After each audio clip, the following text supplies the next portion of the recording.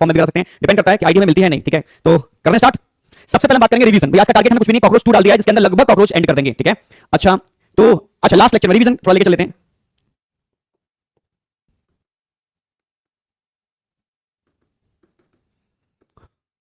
अगर रिवीजन की बात करते हैं, थोड़ा सा ले लेते हैं। ठीक है, मेरे रिवीजन लास्ट में क्या क्या ले लिया था। ठीक है, तो थोड़ा समझो। सबसे पहले हमने कॉकरोच की मॉर्फोलॉजी कराई थी, मॉर्फोलॉजी ऑफ कॉकरोच, जिसमें हमने बताया था कि कॉकरोच किसके अंदर आता है, किस फाइलम में आता है। ठीक है, आप बोलोगे ऑर्थोपोडा। ऑर्थो मतलब जॉइंट, पोडा मतलब अपेंडेजेस जो आउटग्रोस है लाइक लैग। ठीक है, जॉइंटेड पोडा। ठीक है, फाइनली ओमनीवोरस होता है, कैनिबलिज्म होता है, अपनी स्पीशीज को खा लेता है। ओमनीवोरस का मतलब सब कुछ खा लेता है। ठीक है, और नॉक्टर्नल होता है, रात्रिचर, नाइट के टाइम पर एक्टिव होते हैं। एक डाइयूरनल होते हैं, दिनचर, दिन के टाइम पर एक्टिव होते हैं। समझ रहे हो ना मेरी बात? हां, तो ये ध्यान रखना है आपको। कॉकरोच की अगर बात करते हैं तो ध्यान रखना है आपको, ये ऑल ओवर बर्ड मिलते हैं पूरी दुनिया के अंदर। ठीक है, और बहुत सारी डिसीज के लिए ये वेक्टर का भी काम करते हैं। ये ध्यान रखना है। एक साइज मैंने बताया था, नॉर्मल कॉकरोच की रेंज पूछेगा तो इंचेस में और सेंटीमीटर में आपको याद रखना है, और पेरीप्लेनेटा अमेरिकाना का साइज पूछेगा तो आपको मिलीमीटर में दे रखा है, वो आपको याद रखना है। ठीक है, 3453 mm। ठीक है, तो इस तरीके से आपको क्या करना है, याद रखना है इसका साइज। ठीक है, बेसिक में बता दिया था। फिर मॉर्फोलॉजी पर आए थे हम। मॉर्फोलॉजी की हमने बात की थी तो हमने बताया था कॉकरोच कैसा होता है, सेगमेंटेड होता है, मेटामेरिक सेगमेंटेशन देखने को मिलते हैं। इसको ट्रू सेगमेंटेशन बोलते हैं, जो आगे हम एनिमल किंगडम में बताएंगे कि एक्चुअल में होता क्या है मेटामेरिक सेगमेंटेशन। बट अभी तो समझो उसकी बॉडी कैसी होती है, सेगमेंट में डिवाइडेड होती है। सेगमेंट समझते हो, खंडों में, समझ रहे हो ना, छोटे छोटे सेगमेंट में डिवाइड होती है। और हर सेगमेंट का फॉर्मेशन 4 प्लेट के मिलने से बनता है। कितनी प्लेट के मिलने से बनता है? 4 प्लेट के मिलने से बनता है। इसमें ऊपर प्लेट होती है, नीचे होती है, 2 लेटरल होती है। ऊपर वाली प्लेट को क्या बोलते हैं? ऊपर वाली को टर्गा, तो नीचे वाली को क्या बोलेंगे? स्टर्ना। तो नीचे का मतलब है वेंट्रल, और वेंट्रल साइड पर हमारा क्या होता है? स्टर्नम। तो कॉकरोच की क्या होती है? स्टर्ना से याद रखना है। लेटर साइड पर प्लूरॉन होती है, या टर्गाइट्स, स्टर्नाइट्स या प्लूरॉन टर्म भी यूज कर सकते हो। ये 4 प्लेट्स होते हैं हर सेगमेंट में। इनको स्क्लेराइट्स बोलते हैं, जो काइटिन से मिलकर बने होते हैं। और कॉकरोच का सारा एक्सोस्केलेटन, बाह्य कंकाल, एक्सोस्केलेटन काइटिन से मिलकर बना होता है। So it's called chitinous exoskeleton cockroach का। ठीक है, तो चारों प्लेटें, इनको स्क्लेराइट्स बोलते हैं बेटा। ये आपस में जुड़ी होती हैं और मूव भी करती हैं। सो ध्यान रखना, इनको जोड़ने के लिए, इनको मूवमेंट के लिए बीच में कुछ मेम्ब्रेन भी होती है। ठीक है, इसको क्या बोलते हैं? अर्थोरॉइडल मेम्ब्रेन। ऑर्थो मतलब जॉइंट, इन चारों प्लेटों के बीच में जॉइंट बना रही है, सो इट्स कॉल्ड अर्थोरॉइडल मेम्ब्रेन। ठीक है, ऐसे मैंने बताया था इसका एक नाम और होता है, क्योंकि चारों प्लेटें एक दूसरे के ऊपर आर्टिकुलेट करती हैं, रोटेट करती हैं, मूव कर सकती हैं, तो इनको हमने एक नाम और दिया, क्या? Articulating membrane. ठीक है, आर्टिकुलर मेम्ब्रेन। इसके अलावा डॉर्सल प्लेट और वेंट्रल प्लेट आपस में जुड़े हुए होते हैं, क्या बोलते हैं इसको? एक डॉर्सल मतलब टर्गा, वेंट्रल मतलब स्टर्ना, टर्गोस्टर्नल मसल्स। ठीक है, तो अगर मैं मॉर्फोलॉजी की बात करता हूं तो इसमें स्क्लेराइट्स के बारे में आपको एकदम क्लियर है। स्क्लेराइट्स वाली चार बातें क्लियर होनी चाहिए। स्क्लेराइट्स कैसी होती है, काइटिनस प्लेट होती है, चारों जुड़ी होती है, कैसे जुड़ी होती है। फिर पूरी बॉडी को हमने सेगमेंट में डिवाइड किया था। किसमें डिवाइड किया था? सेगमेंट में। कितने सेगमेंट बताए थे? 3 सेगमेंट बताए थे। ठीक है, हमने पूरी बॉडी को सेगमेंट में डिवाइड किया था, हेड, थोरैक्स और एब्डोमेन। याद हो, हेड में कितने सेगमेंट थे? मैंने बताया था हेड में 6 सेगमेंट फ्यूज होते हैं, और कितना सेगमेंट बनता है हेड के अंदर? 1। थोरैक्स में कोई फ्यूजन नहीं होता, 3 सेगमेंट होते हैं एम्ब्रियोनिक स्टेज में और एडल्ट में। हां, एब्डोमेन में, एम्ब्रियो के अंदर 11 सेगमेंट होते हैं, जो फाइनली 10 सेगमेंट में कन्वर्ट हो जाते हैं, मेल हो या फीमेल। ठीक है, सेगमेंटेशन एडल्ट के अंदर क्या देखने को मिलता है? हेड में 1 सेगमेंट, थोरैक्स में 3 सेगमेंट और एब्डोमेन में 10 सेगमेंट। ये याद रखने हैं आपको। ठीक है, फाइनली मैंने स्टार्ट किया था। सबसे पहले मैं हेड वाला रीजन उठाया, इसका हेड वाला रीजन याद हो। अगर मैं कॉकरोच के हेड की बात करता हूं तो हेड कैसा होता है? ट्रायंगुलर होता है। ठीक है, इसकी पोजीशन क्या होती है? हाइपोगनेथा। हाइपो माने नीचे, नेथा माने जॉ। इसका जो जॉ होता है बॉडी एक्सिस के 90 एंगल पर बेंड होता है, इसको बोलते हैं हाइपोगनेथस पोजीशन। लास्ट लेक्चर में बताया भी था हमने। इसके अलावा हेड की कवरिंग भी बताई थी। ऊपर एक प्लेट होती है वर्टेक्स, नीचे होती है क्लाइपियस, लेटर साइड में होती है जीना, और फ्रंट पर होती है फ्रॉन्स। इससे कॉकरोच का, ठीक है, हेड का पूरा कवरिंग बन जाता है। ठीक है, तो फिर से बोल रहा हूं, ऊपर जो प्लेट होती है वर्टेक्स, नीचे क्लाइपियस, लेटर साइड में जीना, और फ्रंट पर फ्रॉन्स। माउथ पार्ट किससे अटैच होते हैं? क्लाइपियस से अटैच होते हैं। किस टाइप के होते हैं? बाइटिंग एंड च्यूइंग टाइप के होते हैं। बाइटिंग मतलब, ठीक है, खाने और चबाने वाले। ठीक है, ये वाली बात क्लियर थी। अगर माउथ पार्ट की बात करते हैं तो उसमें डिवाइड किया है भाई। सबसे पहले बात की थी अपर लिप, ऊपरी ओठ, लोअर लिप, निचला ओठ। ठीक है, और दोनों के बीच में टंग, हाइपोफैरिंक्स। ठीक है, इसके अलावा ऊपरी जबड़े, ठीक है, 2 होते हैं। ठीक है, जानना मैक्सिलरी, जिनमें मैक्सिला को बोलते हैं, जिन्हें 2 पल्प लगे होते हैं, मैक्सिलरी पल्प। ऐसे लोअर जॉस का होता है, उसको बोलते हैं mandible, which act as chitinous teeth, क्योंकि टीथ की तरह वर्क करते हैं, क्योंकि इसमें प्रोजेक्शंस बने होते हैं काइटिन के। ठीक है, तो जानना पेयर में मैक्सिला होते हैं, मैंडिबल होते हैं, जबकि लैब्रम, लेबियम और हाइपोफैरिंक्स अनपेयर होते हैं, सिंगल सिंगल होते हैं। अच्छा, लैब्रम और लेबियम में से लोअर लिप किसको बोलते हैं? ये क्वेश्चन आता है। तो लेबिल से बताया था, लेबियम, लेबिल से लेबियम, लोअर लिप होते हैं जिसके अंदर पल्प होते हैं, sensory pulp, like maxilla. Maxilla जैसे पल्प देखने को मिलते हैं, so it is also called secondary maxilla. Secondary maxilla. तो मुझे नहीं लगता यहां तक कोई आपको डाउट होगा। याद आया नहीं आया? देखो, आज हम लगभग, ठीक है, अगर समझ में आ रहा है तो आपकी इसकी कवरिंग समझ में आ गई, माउथ पार्ट समझ में आ गया। फिर डायग्रामेटिकली भी समझाया था मैंने हेड वाले रीजन के अंदर एंटीने भी होते हैं, 1 पेयर होते हैं, सेंसरी नेचर के होते हैं। ठीक है, और क्या काम करते हैं? मॉनिटरिंग द एनवायरनमेंट, एनवायरनमेंट को मॉनिटर करने के लिए रिस्पांसिबल होते हैं। आईज भी होते हैं हेड वाले रीजन के अंदर, कंपाउंड आईज भी होते हैं और सिंपल आईज भी होते हैं। सिंपल आईज ऑसिलाई होते हैं, जो वेस्टिजियल होते हैं, काम के नहीं होते, बस बने होते हैं स्पॉट की तरह, कभी फंक्शनल रहे होंगे बट आज की डेट में वेस्टिजियल है। हां, कंपाउंड आईज की बात करते हैं तो कंपाउंड का नाम ही है कंपाउंड, जो कई के मिलने से बनती है, छोटे छोटे आई के अरेंजमेंट से बनती है, वो कंपाउंड आईज है। तो कॉकरोच में क्या करना है? हेड वाले रीजन में क्या पढ़ना था? हेड वाले रीजन में कवरिंग पढ़नी थी हेड की, क्लियर बिल्कुल। पोजीशन पढ़नी थी हेड की, पोजीशन समझाई थी मैंने, हाइपोगनेथस पोजीशन। माउथ पार्ट क्लियर हो गया आपके, माउथ पार्ट एकदम क्लियर है आपको। इसके अलावा हमने एंटीने बताए थे हेड वाले रीजन के अंदर, एकदम क्लियर है। और क्या बचा? कवरिंग हो गया, पोजीशन हो गया, माउथ पार्ट हो गया, एंटीने हो गए, और बचा लास्ट में आईज। ठीक है, आईज की बात करते हैं, 2 टाइप के आईज बताए थे, simple eyes and compound.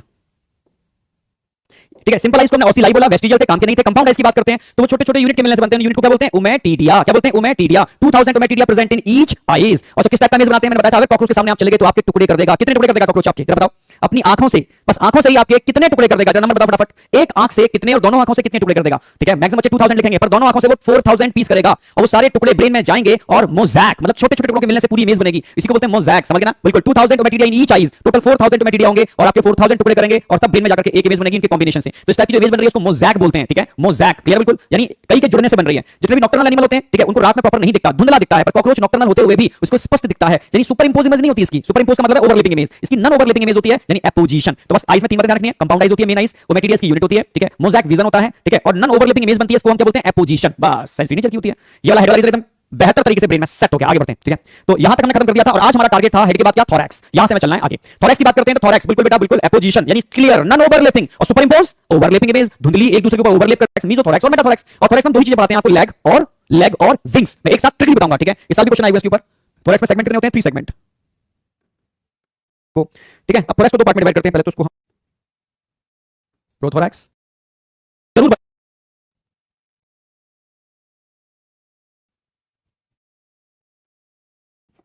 Wings के अंदर बात करते हैं तो अंदर हल्के हल्के वेसल्स भी होते हैं विंग्स के अंदर। कॉकरोच को ऐड करते हैं, ठीक है। क्वेश्चन प्रैक्टिस मैंने आपके मैसेज देख लिए थे तो बार-बार मत करना, ठीक है। हम हर संडे को एक रिवाइज करा कर एनाटॉमी पढ़ा रहा हूं, एनाटॉमी से कंटिन्यू करते हैं। मॉर्फोलॉजी में सबसे पहले मैंने बात की थी, थोड़ा फास्टली मेन पॉइंट कवर करूंगा। मॉर्फोलॉजी में उसकी पूरी बॉडी काइटिनियस प्लेट के मिलने से बनती है। इन काइटिनियस प्लेट को हम स्क्लेराइट्स बोलते हैं। क्या बोलते हैं, स्क्लेराइट्स। क्लियर बिल्कुल। अगर मैं स्क्लेराइट्स की बात करता हूं, उसके 4 प्लेट्स होते हैं, अब डोर्सल साइड में, वेंट्रल साइड में और लेटरल साइड में। जो डोर्सल प्लेट होती है स्क्लेराइट्स की, डोर्सल प्लेट होती है स्क्लेराइट्स की, क्या बोलते हैं, डोर्सल वाली टर्गा, वेंट्रल वाली स्टर्ना, अपने स्टर्नम से याद रखोगे। डोर्सल वाली टर्गा, वेंट्रल वाली स्टर्ना, लेटर साइड पर प्लूरॉन। चारों प्लेटें आपस में इंटरकनेक्टेड होती हैं with the help of some membrane, arthrodial membrane, या क्या नाम बोलोगे ऑर्थोरॉइडल मेम्ब्रेन को, और क्या बोल सकते हैं ऑर्थोरॉइडल मेम्ब्रेन को, आर्टिकुलेटिंग मेम्ब्रेन। और डोर्सल प्लेट वेंट्रल प्लेट से आपस में जुड़ी होती है, किसके थ्रू बताया था मैंने, टर्गोस्टर्नल मसल्स। क्योंकि dorsal plate टर्गा, ventral plate sterna है जो आपस में टर्गोस्टर्नल मसल्स के थ्रू कनेक्टेड है। एनी डाउट, क्लियर ना, बिल्कुल। आगे बढ़ते हैं, ठीक है। आगे हमने बात की थी बेटा, इसकी बॉडी को 3 पार्ट में डिवाइड किया है, हेड, थोरैक्स, एब्डोमेन। हेड की हम बात कर लेते हैं, कितने सेगमेंट होते हैं, 6 सेगमेंट के फ्यूजन से हेड का फॉर्मेशन होता है। थोरैक्स की हम बात करते हैं, ठीक है, 3 सेगमेंट। भाई एम्ब्रियोनिक स्टेज में भी 3 होते हैं, एडल्ट में भी 3 होते हैं। और एब्डोमेन की अगर बात करते हैं तो वहां 10 सेगमेंट बनते हैं एडल्ट में, 11 सेगमेंट के फ्यूज होने से। क्लियर बिल्कुल। हेड को हमने अलग से एक्सप्लेन किया था। सबसे पहले कवरिंग ऑफ हेड की बात कर लेते हैं। ऊपर वाली जो प्लेट थी, क्या बोलते हैं, प्लेट को डोर्सल साइड में प्लेट होती है वर्टेक्स। क्या बोलते हैं, वर्टेक्स। लेटर साइड में जीना, फ्रंट पर फ्रॉन्स और लोअर साइड में clypeus. Mouth part attach with clypeus, mouth part attach with clypeus. ये ध्यान रखना है, माउथ पार्ट किस प्लेट से कनेक्टेड होते हैं, क्लाइपियस से कनेक्टेड होते हैं। क्लियर बिल्कुल। पहला। दूसरा आपको याद रखना है इसके अंदर, ठीक है, इन प्लेट्स के अलावा कि माउथ पार्ट क्लाइपियस से अटैच होते हैं, किस टाइप के होते हैं, बाइटिंग एंड च्यूइंग टाइप के होते हैं, बाइटिंग एंड च्यूइंग टाइप के। अगर माउथ का पार्ट की हम नेम की बात करते हैं तो लैब्रम, लेबियम। लोअर लिप्स किसको बोलेंगे, लेबियम। पल्प किस पर होते हैं, लेबियम, ठीक है। और हाइपोफैरिंक्स उसके बीच में होती है, तीनों सिंगल सिंगल होते हैं। इसके अलावा पेयर में स्ट्रक्चर क्या होते हैं, मैक्सिलरी पल्प पेयर में होते हैं, मैंडिबल भी पेयर में होते हैं। मैक्सिलरी पल्प या मैक्सिला पेयर में होते हैं और मैंडिबल भी पेयर में होते हैं। मैक्सिला के पास भी पल्प होते हैं और लेबियम के पास भी पल्प होते हैं। क्लियर था बिल्कुल। इसके अलावा हमने क्या बात की थी, हेड वाले रीजन के अंदर पोजीशन क्या थी, हाइपोगनेथस पोजीशन। हाइपो माने नीचे, नेथा माने जॉ, यानी यहां पर जो हेड था बॉडी एक्सिस से ठीक 90 एंगल पर झुका हुआ था, ठीक है। हाइपोगनेथस पोजीशन, ये मैं बोला 90 एंगल पर बॉडी एक्सिस से। जो इसका ट्रायंगुलर हेड होता है वो एक फ्लेक्सिबल नेक से जुड़ा होता है, फ्लेक्सिबल नेक, ठीक है। Triangular head attach with flexible neck, किस पे, थोरैक्स से, जिसकी वजह से अपनी नेक को किसी भी डायरेक्शन में रोटेट कर सकता है। समझे, हां बेटा, ठीक है। आगे बात करते हैं इसके अंदर, ठीक है, आगे बात करते हैं और क्या होता है इसके अंदर, ठीक है। इसके भाई हेड वाले रीजन में एंटीनी होते हैं, 1 पेयर एंटीनी होते हैं, सेगमेंटेड होते हैं, सेंसरी नेचर के होते हैं। एनसीईआरटी की एक लाइन पूछी जाती है, मॉनिटरिंग द एनवायरनमेंट, एनवायरनमेंट को मॉनिटर करने में ये हेल्प करते हैं। इसके अलावा हम बात करते हैं आईज। अगर आईज की बात करते हैं, simple eyes, compound eyes. Simple eyes को क्या बोलते हैं, सिंपल आईज को बोलते हैं ऑसिलस, सिंपल आईज को बोलते हैं ऑसिलस। कंपाउंड आईज को क्या बोलते हैं, कंपाउंड आईज के लिए टर्म लगाते हैं बेटा, जो कई छोटे-छोटे यूनिट के मिलने से बनती है। और वो छोटे-छोटे यूनिट क्या होते हैं, ओमेटिडिया। कितने ओमेटिडिया होते हैं, each eyes 2000 ommatidia present in each eyes. Total कितने हो गए, 4000 ओमेटिडिया। गलती से भी सामने मत चले जाना, सामने चले गए ना आपके टुकड़े टुकड़े कर देगा। कितने टुकड़े कर देगा, एक आंख के देखने से ही मात्र आपके 2000 टुकड़े कर देगा, और दोनों आंखों से देख लिया ना तो 4000 टुकड़े कर देगा। समझ गए ना, गलती से भी उसके सामने नहीं जाना, समझ गए, क्योंकि वो आंखों से ही टुकड़े टुकड़े कर देता है, उसको किसी हथियार की जरूरत नहीं है। और वो सारे टुकड़े ब्रेन में जाते हैं और जाकर के एक सिंगल इमेज बनाते हैं, इसको बोलते हैं मोज़ैक। क्या बोलते हैं, मोज़ैक विजन। तो ध्यान रखना, मोज़ैक विजन होता है यहां पर, समझे, मोज़ैक विजन, ठीक है। चलो, और इमेज कैसी बनती है, भी नॉक्टर्नल है, रात्रिचर है। रात में जितने भी एनिमल देखते हैं उनकी इमेज प्रॉपर नहीं बनती, धुंधला धुंधला देखते हैं, यानी सुपर इंपोज इमेज देखते हैं। पर नॉक्टर्नल होते हुए भी इसकी जो इमेज होती है ना, एपोजिशन होती है, समझ रहे हो, सुपर इंपोज नहीं होती, एपोजिशन क्लियर होती है, नॉन ओवरलैपिंग होती है, नॉन ओवरलैपिंग क्लियर एपोजिशन, मत भूलना, ठीक है। बिल्कुल बेटा, टुकड़े टुकड़े कर देगा आंखों से देखते ही, ठीक है। तो बच के रहना कॉकरोच से, ठीक है। चलो वापस आते हैं। अगर हम बात करते हैं कॉकरोच के अंदर इसके अलावा और क्या क्या बताया था मैंने, भाई आइज वाला पार्ट कंप्लीट था। आइज के बाद हमने थोरैक्स की बात की थी, थोरैक्स को 3 पार्ट में डिवाइड किया है, प्रो मीजो मेटा, ठीक है। 3 पार्ट होते हैं थोरैक्स के, प्रो मीजो मेटा। इसमें विंग्स की बात करते हैं, ओनली और ओनली मीजो और मेटा में होते हैं, प्रो थोरैक्स में विंग्स नहीं होते, ध्यान रखना है। तो प्रो में आके क्रॉस लगवा दिया है, क्रॉस बना लेना, बहुत काम का है, एग्जाम में ये बहुत काम का आता है, ठीक है। मुझे पता है गड़बड़ होती है, कहां पर गड़बड़ होती है। अगर हम प्रो थोरैक्स में बात करते हैं, विंग्स तो नहीं होते, पर लेग हर सेगमेंट में 1 पेयर होते हैं। प्रो में भी 1 पेयर, मीजो में भी 1 पेयर और मेटा में भी 1 पेयर, यानी 1 pair leg present in each segment. समझे, समझे या नहीं समझे, हाँ बेटा बिल्कुल सही। प्रोथोरैक्स में विंग्स नहीं होते, but leg present in each segment, 1 pair leg present in each segment. समझ आ गया ना, बस बस बस बस, यही चाहिए, यही आप चाहिए, यही एकदम समझो, रिवीजन परफेक्टली ब्रेन में परमानेंटली सेट चाहिए मुझे, ठीक है। आगे बढ़ते हैं, चलो।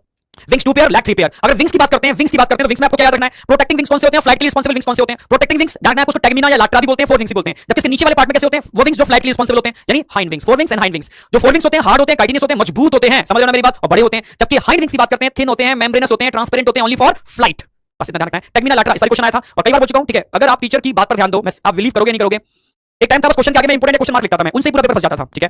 तो जब पेपर बहुत ज्यादा आता था, मतलब आउट ऑफ एनसीईआरटी पेपर आता था, कोई स्पेसिफाई सिलेबस नहीं था, बहुत ब्रॉड सिलेबस था, तब मैं स्ट्रेटजी को फॉलो करता था, हर क्वेश्चन हर चीज के आगे कुछ क्वेश्चन मार्क बनाता था, यहां क्वेश्चन आएगा तो बच्चे उतना ही पढ़ के जाते थे, तब भी पूरा पेपर फंस जाता था। अब तो एनसीईआरटी बेस्ड आ चुके हैं, तो एनसीईआरटी बेस्ड आ चुके हैं, तो पढ़ाई आप एनसीईआरटी बेस्ड रहे हैं, आपको लगता है कि आउट ऑफ एनसीईआरटी। मुझे और मेरी चीजों को समझना इतना आसान नहीं है, थोड़ा सा समझने वाला है, क्योंकि बहुत सारी स्ट्रेटजी है, बस मैं ये कह रहा हूं, ठीक है। आप बस बिलीव करोगे, फेथ करोगे, समझ में आएगा। और बहुत सारी चीजें इंटरकनेक्टेड हैं, वो एक चैप्टर से नहीं, वो धीरे-धीरे समझोगे इस चीज को, तब समझ में आएगा। एक्चुअली मुझे और मेरी स्ट्रेटजी को समझने के लिए 2-4 लेक्चर चाहिए होते हैं, तब बच्चा समझता है यार कर क्या रहे हैं आप, पढ़ क्या रहे हो आप, ठीक है, और कुछ भी नहीं, बस बिल्कुल ठीक है। कंटिन्यू करते हैं, आपके मैसेज पढ़ता हूं, नो डाउट वो भी बहुत अंदर से आग लगाते हैं, और मैं सच कह रहा हूं कि टीचर को भी अंदर से एनर्जी की रिक्वायरमेंट होती है, जो आप प्रोवाइड कराते हो किसी न किसी फॉर्म में।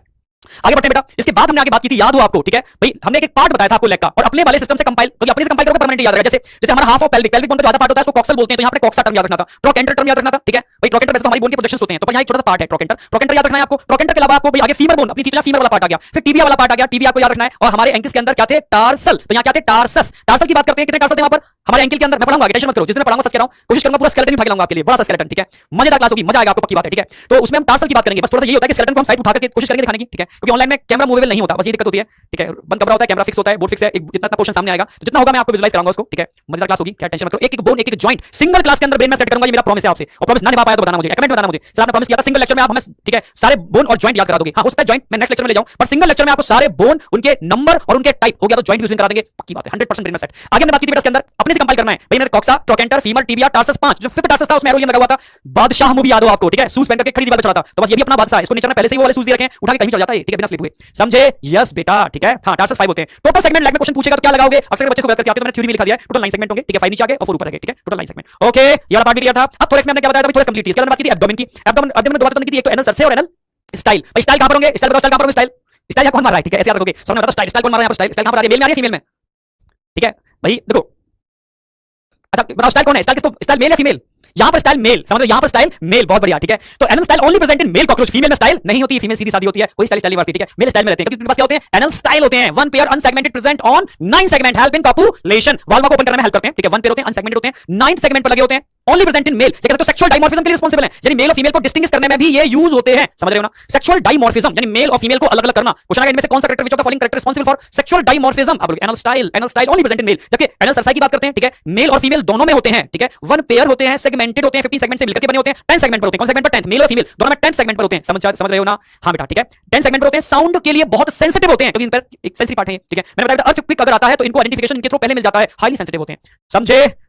मेरी बात समझ में आ रही होगी। इसके बाद हम आगे थे एक पाउच के ऊपर, एक चैम्बर के ऊपर। इस चैम्बर या पाउच को हम जेनिटल पाउच बोलते हैं, मेल में भी होता है और फीमेल में भी होता है। अगर जेनिटल पाउच की बात करते हैं, चैम्बर की बात करते हैं, तो फीमेल में कितने सेगमेंट, 3 सेगमेंट, 7, 8 और 9। 7 सेगमेंट कैसा होता है, ब्रॉड होता है, बोट शेप होता है, क्योंकि ऊपर की साइड पर 7 आएगा, ठीक है, क्योंकि वहां पर सारी ओपनिंग होती है भाई, फीमेल दोनों पोर भी होता है, कोलेटरल ग्लैंड की ओपनिंग भी होती है, स्पर्मेटा की ओपनिंग होती है, दोनों ब्रॉड हो जाता है। जबकि दूसरा वाला पार्ट होता है, ठीक है, वो कंप्लीटली नैरो होता है, समझ रहे हो? 7, 8 और 9 तीन सेगमेंट के फ्यूज होने से फीमेल जेनिटल पाउच बनता है, या 7, 8, 9 बिल्कुल सही। फिर मैंने ये भी बताया था कि 7, ओहो, फिर मैंने ये भी डिस्कस की थी, कोई नहीं, थोड़ा सा गड़बड़ होगा क्या, हाँ। फिर मैं ये वाली बात भी की थी इसके अंदर, याद हो आपको, हमने बोला था कि एंटीरियर पार्ट पर 3 ओपनिंग होते हैं और पोस्टीरियर पार्ट पर सिर्फ फीमेल गोनापोफाइसिस होते हैं, फीमेल गोनापोफाइसिस क्या होते हैं, जो आज हम क्लियर करने वाले हैं गोनापोफाइसिस के बारे में, ठीक है, क्लियर बिल्कुल। एंटीरियर पार्ट पर 3 ओपनिंग होते हैं, पोस्टीरियर पार्ट पर टर्म यूज करोगे काइटिनियस प्लेट, इनको बोलते हैं गोनापोफाइसिस। मेल में भी होते हैं, फीमेल में भी होते हैं, काइटिन की प्लेट होते हैं, जो आज मैं सेक्सुअल वाले पार्ट में, रिप्रोडक्शन वाले पार्ट में क्लियर करा दूंगा। हां बेटा, गोनापोफाइसिस। अब इसे मेल में बात की थी, मेल में ऊपर की साइड चैम्बर ब्रॉड होता है, नीचे नैरो होता है, क्योंकि ऊपर 9 और 10 सेगमेंट फ्यूज करते हैं, नीचे ओनली 9 सेगमेंट, ठीक है। ऊपर का मतलब डॉर्सल, नीचे का मतलब वेंट्रल, डॉर्सल का मतलब टर्गा, वेंट्रल का मतलब स्टर्ना, यानी 9 और 10 टर्गा और वेंट्रल साइड पर 9 स्टर्ना के फ्यूज होने से मेल जेनिटल पाउच या चैम्बर का फॉर्मेशन होता है, समझे? जिसमें डॉर्सल साइड यानी ऊपर एंटीरियर साइड पर एनस लगा होता है, तो नीचे जानना है आपको, एक्सटर्नल जेनिटलिया या गोनापोफाइसिस या फेलोमियस टर्म यूज कर सकते हो, देखने को मिलते हैं, जो मैं कराने वाला हूं, ठीक है। ये वाला पार्ट आज होगा ही, तो यहां तक किसी को कोई डाउट था क्या? डाउट नहीं है तो मॉर्फोलॉजी पर एटॉमी स्टार्ट की थी, एटॉमी में 2 सिस्टम करा दिए थे। पहला सिस्टम क्या कराया था हमने, डाइजेस्टिव सिस्टम, एलिमेंट्री कैनाल, कितने पार्ट में डिवाइड किया, 3 पार्ट में डिवाइड किया, fore gut, mid gut, hind gut, fore gut, mid gut, hind gut. अब इसे कंपैरिजन करना, हमारी फोर गट और हाइंड गट का ओरिजिन क्या था, एक्टोडर्मल, तो इसकी भी फोर गट और हाइंड गट का ओरिजिन क्या है, एक्टोडर्मल। हमारी मिड गट का ओरिजिन क्या है, एंडोडर्मल, तो इसकी भी मिड गट का ओरिजिन क्या है, एंडोडर्मल, समझे मेरे बेटे? बेटा समझ में आया ना? बहुत बढ़िया, ठीक है। अब याद क्या रखना है आपको, क्यूटिकल वहां होगी जहां एक्टोडर्म है, क्यूटिकल वहां होगी जहां एक्टोडर्म है, जहां एक्टोडर्म नहीं क्यूटिकल भी नहीं, मींस एक्टो कहां है, फोरगट और हाइंडगट में एक्टो है, मींस क्यूटिकल है, और मिडगट में एक्टो नहीं है, मींस क्यूटिकल नहीं है। क्यूटिकल की बात करते हैं, ये प्रोटेक्टिंग लेयर होती है, ठीक है, जहां पर भी होगी वहां एब्जॉर्प्शन नहीं होगा, ध्यान रखना है, ठीक है। आप समझ रहे हो, उस लेयर से एब्जॉर्प्शन के लिए कुछ आउटग्रोथ बने होंगे, ठीक है। मिडगट में ये नहीं होती, तो वहां आसानी से फूड का एब्जॉर्प्शन हो पाता है, मिडगट से फूड का एब्जॉर्प्शन हो जाता है, समझे?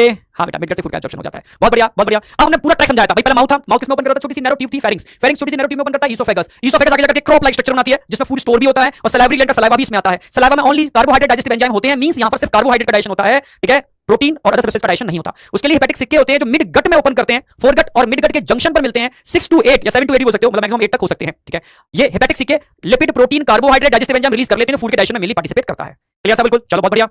क्रॉप के ठीक नीचे चैम्बर होता है, इसको हम गिजार्ड बोलते हैं, जिसमें 6 काइटिनस टीथ होते हैं, और यहां पर क्यूटिकल होती है, और गिजार्ड की लोअर ओपनिंग जो मिड गट में खुलती है, वहां पर एक वॉल्व लगा हुआ होता है, ठीक है, समझ रहे हो ना? क्या बोलते हैं इसको, स्टोमोडियल वॉल्व, स्टोमोडियल वॉल्व, ठीक है, एक ही वॉल्व होता है। अच्छा, गिजार्ड को एक नाम और दिया था, प्रोवेंटिकुलस भी बोलते हैं गिजार्ड को, एनसीईआरटी बोलती है, ठीक है। एक एक चीज मैंने एनसीईआरटी की कराई है, बहुत कांसेप्चुअल मैं कनेक्ट करता हुआ लेके चल रहा हूं, तो मुझे लगता नहीं कोई डाउट आपको होना चाहिए, ठीक है। बिल्कुल NCERT para to para, line to line लेके चल रहा हूं, ठीक है, क्योंकि कांसेप्ट तभी जनरेट होंगे जब एनसीईआरटी के आसपास को हम लेके चलेंगे, डायरेक्टली नहीं होंगे, बिल्कुल। बहुत बढ़िया, प्रोवेंटिकुलस, बहुत सही, ठीक है। अब मिडगट की बात करते हैं। मिडगट में डाइजेशन ऑफ फूड होता है, और मिडगट को प्रोटेक्ट करने के लिए फूड के अराउंड एक लेयर बनती है, ठीक है, इसको पेरिट्रोफिक मेम्ब्रेन बोलते हैं। कौन रिलीज करता है इस लेयर को, आपको बताना चाहिए, मिडगट की वॉल इस लेयर को रिलीज करती है, मिडगट की वॉल, ठीक है। अच्छा, ये लेयर परमेबल होती है फूड के लिए भी, और डाइजेस्टिव एंजाइम के लिए, एंजाइम जा सकते हैं अंदर, फूड को डाइजेस्ट करके फूड बाहर आ सकता है, उसका एब्जॉर्प्शन हो सकता है, समझे? यहां तक कोई डाउट शाउट? हिंदी में भी बिल्कुल बेटा हिंदी भी बोलता जाऊंगा, टेंशन मत करो, ठीक है। फोरगट, मिडगट, हाइंडगट, अग्र मध्य पश्च आंत बोलते हैं इसको, अग्र आंत मध्य आंत पश्च आंत, ठीक है, समझे, ठीक है। मैं पता है हिंदी मीडियम के बच्चे भी हैं इस यकीन के अंदर, वैसे हिंदी मीडियम के लिए हमने अलग से यकीन लॉन्च कर रखा है, ठीक है, समझ रहे हो, हिंदी वहां पर भी सेम ऐसी टीचर्स हैं, सारे सारे प्यारे प्यारे ऑसम टीचर, तो वो भी आपको प्यारे प्यारे तरीके से अब आगे हम बात करते हैं बेटा, तो आगे आप समझना क्या होगा आपको इसके बाद समझना होगा फोरगट मिडगट, हां मिडगट के बारे में। मिडगट में कब मिडगट ओपन करती है, हाइंडगट, हाइंडगट का पहला कौन सा पार्ट आता है, इलियम, फिर कौन सा आता है कोलोन, फिर कौन सा रेक्टम, रेक्टम के अंदर मैंने बताया कुछ रेक्टल पेपिले होते हैं जो वाटर के एब्जॉर्प्शन में हेल्प करते हैं, फिनिश डाइजेस्टिव सिस्टम एकदम फिनिश। अच्छा एक चीज और रहेगी, मिडगट और हाइंडगट के जंक्शन पर क्या देखने को मिलता है, मालपिगिन ट्यूब्यूल्स, क्या काम करते हैं, हेल्प इन एक्सक्रीशन, आज कराने वाले हैं, ठीक है, हेल्प इन एक्सक्रीशन कितने होते हैं 100 to 150, ठीक है। बस अब बात करते हैं सर्कुलेटरी सिस्टम, सर्कुलेटरी सिस्टम की बात करते हैं, कितने पार्ट में डिवाइड किया सर्कुलेटरी सिस्टम को, 3 पार्ट में, ठीक है, कितने पार्ट में डिवाइड किया सर्कुलेटरी सिस्टम को, 3 पार्ट में डिवाइड किया सर्कुलेटरी सिस्टम को। तो आप समझना है तीन चीजें होती हैं, हार्ट होता है, ब्लड वेसल्स होते हैं और ब्लड होता है। तो यहां कॉकरोच का हार्ट कैसा है, 13 चैम्बर्ड हार्ट है, कितना चैम्बर्ड, 13 चैम्बर्ड हार्ट है, ठीक है, पहला। दूसरा हमने इसके अंदर बात की थी कैसा हार्ट होता है, न्यूरोजेनिक मायोजेनिक, भाई न्यूरोजेनिक होता है हमारे हार्ट, कोर्टिका के हार्ट मायोजेनिक होते हैं और नॉन कोर्टिका के हार्ट न्यूरोजेनिक होते हैं, तो आपको याद रखना पड़ेगा न्यूरोजेनिक और मायोजेनिक वाला कांसेप्ट, ठीक है। फिर हमने बात की थी इसके अलावा हार्ट ट्यूबुलर फॉर्म में होता है, ठीक है। हार्ट के बारे में ब्लड की बात करते हैं तो ब्लड कलरलेस होता है क्योंकि उसमें रेस्पिरेटरी पिगमेंट नहीं होते, हेमेटोसाइट्स होते हैं जो ब्लड को बनाने का काम करते हैं, ठीक है। इसके अलावा हमने बात की थी यहां पर भाई ब्लड वेसल्स तो नहीं होते, यहाँ पर कैविटी होती है, इसको हीमोसील या साइनस बोलते हैं, हीमोसील या साइनस बोलते हैं, ठीक है। ये तीन चीजें होती है इसके अंदर। हीमोसील को भी आप दो डायफ्राम की मदद से 3 पार्ट में डिवाइड कर सकते हो। हीमोसील का वो पार्ट जिसमें हार्ट होता है पेरिकार्डियल साइनस बोलते हैं, हीमोसील का वो पार्ट जिसमें बॉडी ऑर्गन होते हैं, ठीक है, उसको जिसमें बॉडी ऑर्गन होते हैं क्या बोलते हैं, उस वाले पार्ट को जिसमें बॉडी ऑर्गन होते हैं, समझना मेरी बात, उस वाले पार्ट को हम बोलते हैं पेरीविसरल साइनस या कैविटी। और जिसमें नर्व कॉर्ड होती है उसको क्या बोलते हैं, पेरीन्यूरल कैविटी, पेरीन्यूरल कैविटी, समझे, समझ में आ रही है बेटा, ठीक है। तो ये 3 कैविटी हो गए, ठीक है। हार्ट की पोजीशन समझाई थी मैंने बताया भी था मैकेनिज्म में। सबसे पहले डायफ्राम फ्लैट होगा, कब होगा डायफ्राम फ्लैट, जब एलरी मसल्स कॉन्ट्रैक्ट करेंगे। एलरी मसल्स कितने होते हैं, 12 पेयर होते हैं, दो हार्ट के चैम्बर जहां मिलते हैं वहां पर जंक्शन पर लगे होते हैं, 12 पेयर होते हैं एलरी मसल्स। इसके अलावा मैंने बात की थी ऑस्टिया, ठीक है, एक चैम्बर बताया था मैं, वहां पर ऑस्टिया नहीं होते, बाकी इसमें ऑस्टिया पेयर में होते हैं, टोटल 12 पेयर ऑस्टिया होते हैं, ठीक है, जो वॉल की तरह काम करते हैं। जब एलरी मसल्स कॉन्ट्रैक्ट करते हैं डायफ्राम बिकम फ्लैट, ब्लड का मूवमेंट क्या होगा, पेरीविसरल से पेरिकार्डियल, फिर जब डायफ्राम वापस जाएगा तो ब्लड पर प्रेशर डालेगा, ब्लड कहां जाएगा, ऑस्टिया के थ्रू सारे चैम्बर में, हार्ट के सारे चैम्बर फिल हो जाएंगे, तो पीछे से आगे पोस्टीरियर टू एंटीरियर डायरेक्शन क्या होगा, कॉन्ट्रैक्शन, और सारा ब्लड एंटीरियर आगे की साइड में होता है, एंटीरियर होता है, वापस जाता वहीं आ गया, फिर से घूम के वापस वहीं आ गया। तो इस तरीके से ब्लड का सर्कुलेशन होता रहेगा। इसको ब्लड सर्कुलेशन की रिक्वायरमेंट रेस्पिरेशन के लिए जरूरत नहीं होती, ठीक है, बस कभी कभी इसको अपने खाने को जो सेडिमेंट हो जाता है नहीं हिलाने के लिए, घुमाने के लिए, तो बस उसको रोटेट करने के लिए, नहीं मेडिसिन की बोतल है उसके अंदर मेडिसिन सेडिमेंट हो गई, तो आप बोतल लेके शेकिंग करते हो अच्छे से, ठीक है, इससे क्या होता है वो प्रॉपर तरीके से होमोजेनाइज हो जाती है, तो बस ऐसे ही कर लेता है, ठीक है, अपने हार्ट को रोटेट करके क्या काम कर लेता है, ये अपने न्यूट्रिएंट को अच्छे से होमोजेनाइज कर लेता है, समझे। यहां तक कोई डाउट शाउट नहीं होना चाहिए, चलो बहुत बढ़िया। तो यहां तक बेटा ब्रेन में सेट हो चुका है, यस या नो, हाँ बेटा होमोजेनाइज बोला है, क्या बोला है, होमोजेनाइज, खाना सेडिमेंट ना हो जाए इसलिए होमोजेनाइजेशन, समझे। बुद्धि दौड़ाते हो, कहां कहां दौड़ाते हो, चलो इतनी बुद्धि दौड़ा लो, मजा ना आ जाए, चलो नो डाउट, डाउट नहीं है तो आगे बढ़ो फटाफट से। आज का target cockroach third part and कर देंगे, समझे, और डाइजेशन चालू कर देंगे, श्री गणेश को कर देंगे, मतलब स्टार्टिंग पार्ट काफी इंपॉर्टेंट है। तो स्टार्ट करते हैं बेटा डाइजेस्ट, अच्छा कॉकरोच वाला रिवीजन करा दो एक बार, ठीक है, तेजी से। तो कल हमने बात की थी कॉकरोच के अंदर सिस्टम की बात स्टार्ट करती थी, डाइजेस्टिव सिस्टम क्लियर था आपको, कल रिवीजन करा दिया था, रेस्पिरेटरी सिस्टम क्लियर था आपको, कल रिवीजन करा दिया था, और आगे हमने बात की थी एक्सक्रीटरी सिस्टम, याद हो आपको, एक्सक्रीटरी, अच्छा रेस्पिरेटरी भी क्लियर करा दिया था, नहीं रेस्पिरेटरी से स्टार्ट किया था, सर्कुलेटरी तक मैंने परसों करा दिया था। कल हमने रेस्पिरेटरी, एक्सक्रीटरी, नर्वस सिस्टम और रिप्रोडक्टिव सिस्टम की बात की थी। तो एक्सक्रीटरी सिस्टम, अच्छा रेस्पिरेटरी सिस्टम की बात करते हैं तो मैंने बताया कि स्टेप रेस्पिरेशन होता है, आपको ट्रैकियल रेस्पिरेशन होता है, ट्रैकिया के थ्रू रेस्पिरेशन होता है, एक बात ध्यान रखनी है, यानी यहां पर डायरेक्टली गैसेस या ऑक्सीजन और CO2 का डिफ्यूजन टिश्यू एटमॉस्फेयर के संग with the help of trachea हो रहा है। Trachea is a network, it is a network of tubule which open outside the body through small opening, जिनको बोलते हैं spiracles. Total number of spiracles in cockroach 10 pair, 2 pair in thorax and 8 pair in abdomen, ये याद रखना है, 2 pair in thorax and 8 pair in abdomen, clear बिल्कुल। Finally हमने इसके बाद बात की थी स्पाइरिकल्स की बात, आगे बढ़ते हैं हमने, ठीक है, इसमें ध्यान रखना इसका स्ट्रक्चर मैंने समझा दिया था। स्पाइरिकल्स जो होता है बेटा ओपनिंग है जिसमें स्मूथ मसल्स मिलते हैं जो इसकी ओपनिंग को कंट्रोल करते हैं, उसको बोलते हैं स्फिंक्टर, इस स्फिंक्टर जो ओपन करता है एट्रिया के अंदर, देन एट्रिया ट्रैकिया के अंदर, देन ट्रैकिया ट्रैकियोल्स के अंदर, और ट्रैकियोल्स का डायरेक्ट इंटरेक्शन किसके साथ होता है, बॉडी टिश्यू के साथ होता है, टिश्यू के संग डिफ्यूजन ऑफ गैसेस हो रहा है, डिफ्यूजन ऑफ गैसेस, क्लियर बिल्कुल। तो यहां तक मुझे लगता है कोई डाउट होना चाहिए। गुड मॉर्निंग बेटा, फ्रॉग नहीं होगा, ठीक है, फ्रॉग नहीं होगा, सिर्फ कॉकरोच, क्योंकि एनटीए के सिलेबस में फ्रॉग और अर्थवॉर्म नहीं है, तो इसलिए हां क्वेश्चंस पीवाई की कराऊंगा मैं नेक्स्ट संडे को, तो उस पीवाई क्यूज के अंदर हम सारे क्वेश्चंस ऐड कर देंगे जो अब तक आए हुए हैं। अगर फ्रॉग पर आया हुआ क्वेश्चन होगा तो उस क्वेश्चन से रिलेटेड कांसेप्ट हम क्लियर कर देंगे वहीं पर ही, यानी फ्रॉग से रिलेटेड जो भी कांसेप्ट होंगे हम क्वेश्चंस के संग ले लेंगे, अलग से थ्योरी में ऐड नहीं किया, ओके। ऐसे ही अर्थवॉर्म से रिलेटेड कांसेप्ट जो क्वेश्चन बेस्ड आएंगे वो हम सॉल्व कर लेंगे और वहीं कांसेप्ट क्लियर कर देंगे, ठीक है। अलग से टॉपिक ऐड नहीं किया क्योंकि एनटीए के एक्सक्रीटरी ऑर्गन क्या है, मेन एक्सक्रीटरी ऑर्गन नहीं किया क्योंकि एनटीए के हिसाब से सिलेबस में नहीं है, ओके। स्टार्ट करते हैं। फाइनली हमने बात की थी इसके बाद रेस्पिरेटरी सिस्टम के बाद हमने बात की थी excretory system. Main excretory organ क्या है, मेन एक्सक्रीटरी ऑर्गन, आप बोलोगे मेन एक्सक्रीटरी ऑर्गन तो मालपिगिन ट्यूब्यूल्स हैं, कितने होते हैं 100 से 150, कहां पर होते हैं, मिड गट और हाइंड गट के जंक्शन पर, मिड गट और हाइंड गट के जंक्शन पर होते हैं, कहां पर ओपन करते हैं, हाइंड गट में ओपन करते हैं। ऐसे ही हम हेपेटिक सीके की बात करते हैं, फोर गट और मिड गट के जंक्शन पर होते हैं, ओपन कहां करते हैं, मिड गट में ओपन करते हैं, क्लियर बिल्कुल मिड गट में, ठीक है। चलो अब हम बात करते हैं मालपिगिन ट्यूब्यूल्स जो इंटरनली लाइंड होते हैं, किससे, आप बोलोगे सिलिएटेड कॉल्यूमनार, और साथ में ग्लैंडुलर तो होते हैं, glandular chelated columnar epithelial tissue से, ठीक है।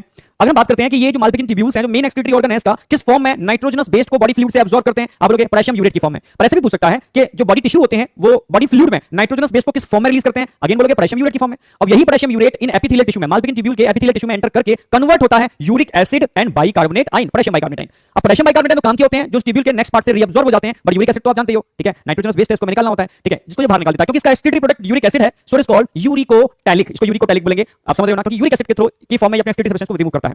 अच्छा इसके अलावा कोई और भी एक्सक्रीटरी ऑर्गन होते हैं, यस, जैसे हमने बताया था फैट बॉडीज होते हैं, जैसे हमने बताया था नेफ्रोसाइट्स होते हैं, जैसे हमने बताया यूरिकोज ग्लैंड होते हैं। फैट बॉडीज और नेफ्रोसाइट तो मेल फीमेल दोनों में होते हैं, पर uricose gland only present in male cockroach इसके रिप्रोडक्टिव सिस्टम में मिलता है, ठीक है। ओनली मेल कॉकरोच में होता है, फीमेल में नहीं होता, यूरिकोज ग्लैंड। तो ये एडिशनल पॉइंट्स में आपको याद रखने हैं। चलो ठीक है, यहां पे क्लियर था। इसके बाद बात की थी नर्वस सिस्टम। तो नर्वस सिस्टम में बात करते हैं दो चीजें, ठीक है भाई। पहले बताओ गैंग्लिया क्या होता है। गैंग्लिया का मतलब है कलेक्शन ऑफ साइटोन। न्यूरॉन का साइटोन वाला पार्ट होता है ना, उसका गुच्छा, कलेक्शन, उसको गैंग्लिया बोलते हैं। इसमें बड़ा सा गैंग्लिया होता है जो ईसोफेगस के ऊपर होता है। एलिमेंट्री कैनाल के साथ देखोगे ईसोफेगस के ऊपर होता है। क्या बोलते हैं इसको? सुप्रा ईसोफेगल गैंग्लिया। क्या बोलते हैं इसको? सुप्रा ईसोफेगल गैंग्लिया। सुप्रा ऊपर होता है, सुप्रा ईसोफेगल गैंग्लिया। अच्छा, कुछ होते हैं जो नीचे होते हैं ईसोफेगस से, क्या बोलेंगे इनको? सब ईसोफेगल गैंग्लिया। जो सुप्रा ईसोफेगल गैंग्लिया होता है बहुत बड़ा होता है, उसको बोल सकते हो ये ब्रेन की तरह वर्क कर रहा है, पर ये कंट्रोल करता है सिर्फ दो ही चीजों को, कंपाउंड आइस को और एंटीनिक सेंसेशन को, ठीक है। बॉडी के मैक्सिमम पार्ट को कंट्रोल करने के लिए लोअर वाले गैंग्लिया रिस्पांसिबल होते हैं, जिसको नर्व कॉर्ड बोल सकते हैं, जो वेंट्रल साइड में होती है, डबल होती है और सॉलिड होती है। जबकि हमारी नर्व कॉर्ड डोर्सल साइड में होती है, उसकी वेंट्रल, हमारी डोर्सल, ठीक है। साथ में हमारी होलो होती है, ठीक है, हमारी सिंगल होती है, जैसे अपोजिट कर दो उसका, याद हो गया होगा, ठीक है। अब जो नर्व कॉर्ड होती है उसमें कितने गैंग्लिया होते हैं? 9 गैंग्लिया होते हैं, 3 इन थोरैक्स एंड 6 इन एब्डोमेन। ये बॉडी के अदर पार्ट को कंट्रोल करने के लिए रिस्पांसिबल है। तो यहां तक ब्रेन में एकदम सेट हुआ होगा, यस या नो? यस बेटा। Nerve cord, nerve cord spinal cord में अंतर होता है। नर्व कॉर्ड नन कॉर्डेटा में भी होती है और कॉर्डेटा में भी होती है, पर स्पाइनल कॉर्ड ओनली कॉर्डेटा में होती है, नन कॉर्डेटा में स्पाइनल कॉर्ड नहीं होती। यस, समझ में आया? चलो लगा दो आग, ठीक है। एक बच्चा कह रहा था कल कमेंट्स में, सर आप इतनी आग लगवा देते हो तो लगता है कि ग्लोबल वार्मिंग हो जाएगी, इसी आग से ग्लोबल वार्मिंग हो जाएगी, ठीक है। चलो ग्लोबल वार्मिंग नहीं करेंगे, ठीक है, हम आपके अंदर वार्मिंग कर देंगे और आपको समझ रहे हो ना, हाईली एक्टिवेट कर देंगे नीट को टारगेट बनाने के लिए। समझ में आया नहीं आया? चलो बहुत बढ़िया। ये वाली आग ग्लोबल वार्मिंग नहीं करेगी, ये वाली आग आपके अंदर आग पैदा करेगी जो नीट को टारगेट बनाने के लिए बहुत जरूरी है। सुपर सुपर सुपर, ठीक है। यानी इससे पता चलता है कि हाँ आप एक्टिव हो, सुन रहे हो मेरी बात। अब लास्ट में हमने बात की थी रिप्रोडक्टिव सिस्टम की, एक बार मैं कंपाइल करता हूं, ठीक है। बच्चों ने हैचिंग और मोल्टिंग में अंतर पूछा था, जो मैं आज बहुत अच्छी तरीके से क्लियर करूंगा। हैचिंग और मोल्टिंग, अब समझो। सबसे पहले बात की थी मेल रिप्रोडक्टिव सिस्टम, बिल्कुल आंखें बंद करना, बिल्कुल कल्पना के उसमें सागर में चले जाना, ठीक है। सबसे पहले बात की थी टेस्टिस, वन पेयर थे, टेस्टिस वन पेयर थे, जिसमें छोटे छोटे लोब्स, हिंदी में पालियां बोलते हैं, लोब्स या पालियां होते हैं, ठीक है, छोटे छोटे। एक टेस्टिस में 3 से 4 लोब्स हो सकते हैं। टेस्टिस किसके सेगमेंट को कवर करते हैं? टेस्टिस 4 5 6 सेगमेंट को कवर करते हैं, 4 5 6। जबकि ओवरी किसके सेगमेंट को कवर करते हैं? 2 3 4 5 6, 2 3 4 5 6। टेस्टिस ओवरी 5 सेगमेंट को कवर करते हैं, टेस्टिस ओनली, ठीक है, 4 5 6 यानी 3 सेगमेंट को कवर कर रहे हैं। क्लियर? बिल्कुल पहली बात। दूसरी बात आती है टेस्टिस में होता क्या है? टेस्टिस के अंदर स्पर्मेटोजेनेसिस होती है। अच्छा, स्पर्म कहां आते हैं? ये मशरूम ग्लैंड में एंटर करते हैं। तो मशरूम ग्लैंड किस किस के मिलने से बनती है भाई? 3 चीजों के मिलने से बनती है मशरूम ग्लैंड। किस किस के? आप बोलोगे लॉन्ग ट्यूब्यूल, शॉर्ट ट्यूब्यूल और सेमिनल वेसिकल। फिर से बोल रहा हूं, लॉन्ग ट्यूब्यूल, शॉर्ट ट्यूब्यूल और सेमिनल वेसिकल, इन तीनों के मिलने से मशरूम ग्लैंड का फॉर्मेशन होता है। और मशरूम ग्लैंड की अगर बात करते हैं किस सेगमेंट को कवर करती है? ये भी पूछा जाता है, 6 और 7 सेगमेंट को कवर करती है, ठीक है। लिखा दिया था वाली बात तो हमने। फाइनली हमने बात की थी मशरूम ग्लैंड में लॉन्ग ट्यूब्यूल का फंक्शन क्या है? ये स्पर्मेटोफोर की सबसे अंदर की लेयर बनाते हैं, ठीक है। और शॉर्ट ट्यूब्यूल का फंक्शन क्या है? स्पर्मेटोफोर में न्यूट्रिशन भर देते हैं, जैसे कि स्पर्म को न्यूट्रिशन मिल जाए। फिर एक लेयर वाला स्पर्मेटोफोर स्पर्म को भरे हुए ये स्टोर हो जाते हैं सेमिनल वेसिकल्स के अंदर, सेमिनल वेसिकल्स के अंदर भाई स्टोर होते रहते हैं। जब निषेचन या कॉपुलेशन का समय आता है, ठीक है, यहां पर निषेचन या कॉपुलेशन का समय आता है, तब ये मेल कॉकरोच इन एक लेयर वाले पैकेट्स को, स्पर्मेटोफोर को इजैक्युलेटरी डक्ट के थ्रू बाहर निकालता है।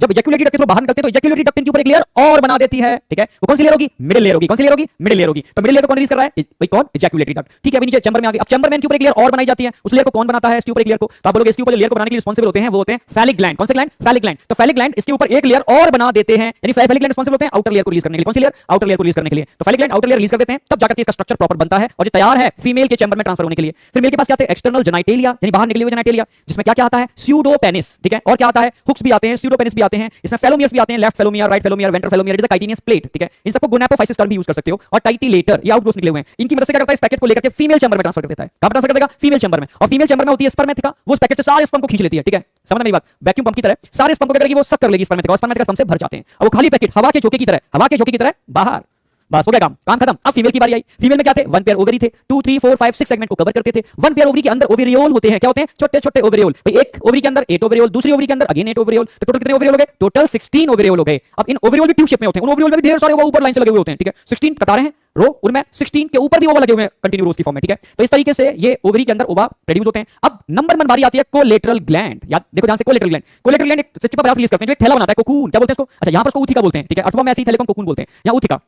ऊथिका का रिलीज होना स्टार्ट हो गया, ऊथिका पैकेट बन गया। उस पैकेट में धीरे धीरे करके 1 ओवा, 2 ओवा, 3 ओवा, ऐसे 8 ओवा आ जाएंगे इस वाली ओवरी से, फिर वाली ओवरी से 8 ओवा ऊपर इसके ऊपर आ जाएंगे। तो 8 और 8 टोटल 16 ओवा की 2 कतारें बन जाएंगी इस पैकेट के अंदर, ठीक है। एनसीईआरटी लिखती है total number of egg present in single ऊथिका 14 से लेकर के 16, ठीक है। उन्होंने 14 to 16 रेंज दे रखी है, ये याद रखनी है। अब स्पर्म की बारी आई। स्पर्म भी ऊपर स्पर्मेथिका के अंदर आ जाएंगे, ओवा भी आ गए, स्पर्म भी आ गए, फर्टिलाइजेशन हो जाएगा, एग प्रोड्यूस हो जाएंगे। कितने एग? 14 to 16। कितनी कतारों में? 2 कतारों में, ठीक है। रोज कितने होंगे? 2 होंगे, ठीक है। ऐसे कितने ऊथिका फीमेल रिलीज करती है? एक रिलीज कर दिया, एक या तो दूसरा रिलीज करेगी, तीसरा रिलीज करेगी, टोटल 9 to 10 ऊथिका फीमेल रिलीज कर लेती है। कितने? Total 9 to 10। समझ रहे हो? हां बेटा, 14 to 16 टोटल 9 to 10 ऊथिका रिलीज करती है फीमेल एक बार में। क्लियर? बिल्कुल, यहां तक कोई डाउट नहीं होना चाहिए। दोनों ओवरी से डक्ट निकलती है, इसको ओविडक्ट बोलते हैं, जो आगे जाकर के कॉमन ओविडक्ट बनाती है, इसको वजाइना बोलते हैं। और वजाइना की जो ओपनिंग होती है इसको फीमेल गोनोपोर बोलते हैं। जहां गोनोपोर खुलता है वहीं पर कोलेटरल ग्लैंड और स्पर्मेथिका की ओपनिंग भी खुलती है। ये एंटीरियर वाला पार्ट होता है, ठीक है। पोस्टीरियर वाले पार्ट पर वेस्टिब्यूलम भी बोल सकते हो, या उनको गोनापोफाइसिस भी बोल सकते हो, या काइटिनियस प्लेट भी बोल सकते हो आप, ठीक है। तो एनसीईआरटी में दे रखा है ऑलरेडी। तो ये सब काइटिन की प्लेट्स होते हैं जो इन ओवा को फर्टिलाइज एग को अरेंज करते हैं। तो एग रिलीज कर दिए। अब जो नम स्थान होते हैं वहां पर एग कुछ समय बाद फटेंगे। एग में क्या होगा? हैचिंग। हैचिंग मतलब एग का फटना, इसको क्या बोलते हैं? हैचिंग। भाई अंडा जो होता है, अंडा टूटेगा, लार्वा बाहर निकलेगा, ऐसा ना स्ट्रक्चर निकलता है। अंडा फटेगा, लार्वा बाहर निकलेगा, क्या? और ये हैचिंग। ऐसा स्ट्रक्चर कहीं भी देखने को मिलता है, अंडा फटेगा और लार्वा बाहर निकलेगा, उसको हैचिंग बोलेंगे, ठीक है। अब धीरे धीरे क्या होता है? लार्वा से एडल्ट बनता है, इसको मेटामॉर्फोसिस बोलते हैं, जिसमें लार्वा और एडल्ट के अंदर बहुत बहुत अंतर होता है। हिंदी में इसको कायांतरण बोलते हैं, काया का रूपांतरण, ठीक है। लार्वा का स्ट्रक्चर अलग होता है, एडल्ट जैसे बटरफ्लाई देखी होगी आपने, उसका स्ट्रक्चर अलग होता है। सही मायने में ये कायांतरण है, ठीक है, रूपांतरण है। काया का अंतरण, रूप का चेंज हो जाना, ठीक है। पर ये ट्रू मेटामॉर्फोसिस जहां होती है वहां ऐसा देखने को मिलता है। पर कॉकरोच में जो मेटामॉर्फोसिस होती है वो एक अलग टाइप की होती है, इसको पोरो मेटाबोलस टाइप्स ऑफ मेटामॉर्फोसिस बोलते हैं। कल मैंने लिखाया भी था पोरो मेटाबोलस टाइप्स ऑफ मेटामॉर्फोसिस, या मैंने ब्रैकेट में ये भी लिखा था it is also called gradual Metamorphosis, धीमे धीमे होने वाली, ठीक है। ट्रू मेटामॉर्फोसिस नहीं है, पोरो मेटाबोलस, क्योंकि इसमें जो बेबी होता है और एडल्ट होता है देखने में एक जैसे होते हैं, कायांतरण नहीं हो रहा, बिल्कुल एक जैसे होते हैं। तो अंतर किस चीज का होता है? दो ही चीजों का अंतर होता है, विंग्स और गुनैड्स, ऐसी चीज होगी, ठीक है। विंग्स और गुनैड्स का अंतर होता है, ठीक है। जो जुवेनाइल होता है, छोटा सा नन्हा मुन्ना जुवेनाइल, ठीक है, ये एडल्ट यानी इमेगो में कन्वर्ट होता है। जुवेनाइल को क्या बोलते हैं? निम्फ, यहां लार्वा नहीं होता, यहां निम्फ होता है, ठीक है। और यहां पर एडल्ट की जगह हम बोलते हैं इमेगो, इमेगो होता है। मैं आपसे पूछूं निम्फ और इमेगो में अंतर क्या होता है? सिर्फ विंग्स और गुनैड्स का अंतर होता है। निम्फ के पास विंग्स नहीं होते पर विंग पैड होते हैं जो आगे जाकर के विंग्स का फॉर्मेशन करते हैं। फिर से बोल रहा हूं, विंग्स पैड होते हैं पर विंग्स नहीं होते, यही विंग्स पैड आगे जाकर विंग्स में कन्वर्ट हो जाते हैं। कितने टाइम के अंदर कन्वर्ट होते हैं? 1 साल में। 1 साल में होगा क्या? धीरे धीरे उसका साइज बढ़ेगा, धीरे धीरे साइज बढ़ेगा। नहीं ऐसे वो एक हार्ड काइटिन का कवच पहने हुए ना, जैसे साइज बढ़ेगा तो एक कवच टूटेगा, कवच टूटा, एक मोल्डिंग हुई, फिर साइज और बढ़ेगा, कवच दूसरा टूटेगा, 2 मोल्डिंग हुई, फिर साइज और बढ़ेगा, ठीक है, फिर कवच फिर टूटेगा। तो हर बार कवच नया बनेगा, फिर टूटेगा, बनेगा, फिर टूटेगा। तो ऐसे ही ये काइटिन का कवच कितने बार? 1 2 बार नहीं, 13 बार, 13 टाइम टूटता है। जैसे आपने देखा स्नेक, स्नेक अपनी आउटर लेयर को हटा देता है, नॉर्मल सुना होगा आपने, स्नेक अपनी आउटर स्किन की सेटिंग करता है, हटाता है इसको, ठीक है, रिमूव करता है, ठीक है। कैचुअली हटा देना टर्म यूज भी करते हैं लोग ग्रामीण क्षेत्रों में, यानी आउटर लेयर का हट जाना, आप समझ रहे हो, इसको ही मोल्टिंग बोलते हैं। क्या बोलते हैं? मोल्टिंग। पर यहां पर क्या काइटिन का जो स्ट्रक्चर उसको हटा रहा है तो उसको मोल्टिंग बोलोगे। तो ऐसे ही कॉकरोच का जो निम्फ है, जुवेनाइल बच्चा बड़े में कन्वर्ट होता है तो 13 बार 13 टाइम अपनी आउटर लेयर को हटाता है, इसी को मोल्टिंग बोलते हैं। समझ में आई या नहीं आई? फटाफट बताओ। और फाइनली कॉकरोच तैयार हो जाता है। यहां आके कॉकरोच की एंडिंग हुई, पूरा रिवीजन मैंने करा दिया परफेक्टली। कॉकरोच मुझे लगता है ब्रेन में सेट हो गया होगा टिश्यू की तरह, और ऐसे ही हम आज सेट करने वाले हैं डाइजेस्टिव सिस्टम। जरा बताओ डायमंड क्लियर हुआ है नहीं हुआ? बच्चे कहते हैं ग्लोबल वार्मिंग हो रही है, तो तीर भी छोड़ सकते हो भाई।